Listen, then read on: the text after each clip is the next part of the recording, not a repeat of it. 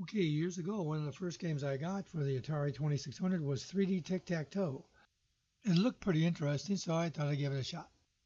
Now, probably the first thing you should know is there are difficulty levels, which means the computer looks ahead so many moves, and you change that by pressing the F1 key until you get the one you want. And it's probably a good idea to start out with the easiest level. Even though it makes a quick move, it doesn't think ahead that many moves, and gives you at least a fighting chance. So obviously, instead of a single layer, now it gives a 3D function. You have 4 layers of 16 squares each. That allows you to play tic-tac-toe not only in one dimension across one board, but across 3 dimensions, from top to bottom, left to right. So let's take a look at it like this. And as you can see, you can get tic-tac-toe in any one of the levels using straight or diagonal methods.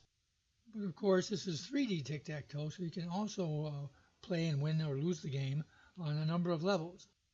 For example, you can win using a diagonal approach, going from one to a different level diagonally. And of course, you can win three-dimensionally by going on the same square on each one of the levels from top to bottom or bottom to top.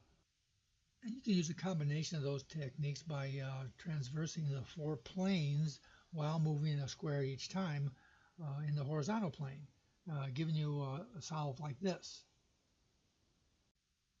A simpler approach might be just to go from the top to the bottom using the same cell in each one of the layers.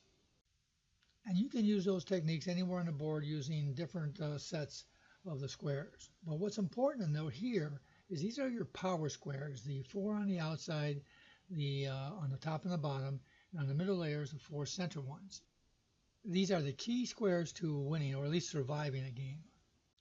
So now that we've got that, let's go ahead and start up a game and see how it actually operates. Now, a link to the emulator and a link to the ROM are in the description of the video. Now, like I said in the beginning, you press the F1 key to change the type of game, the difficulty, 1-player game or the 2-player game, as it shows here. So let's go ahead and start our game against the computer. So we press the F2 key, and there it flashes for a second, and the computer immediately makes a move, and it gives you a cursor flashing to your X that you can move around to make your move.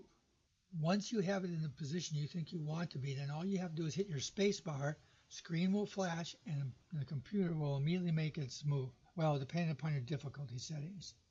And again, see where the computer is trying to monopolize. For example, in this case, they're trying to monopolize the center squares. You need to counter with the outside squares. But remember, since the computer went first, the best you can probably hope for here is a tie. So you want to go ahead and block those squares. And I'm going to jump to the end. Now here I am at the end, just about to lose. Remember, it's a deceptively simple game, but if whatever person goes first doesn't make any mistakes, the best you can hope for is a tie. So I make my last move, the screen starts flashing because it's made its connection, and boom, I lost. So again, in one way it's a very simple game, but in another way it's very complex. So if you want to exercise your three-dimensional thinking, this is the game for you. Hey, if you found this video helpful, don't forget to like this video. If you want more of the same, subscribe to the Atari Geek. You can also follow me on Facebook and Twitter. The links to those are in the description of this video.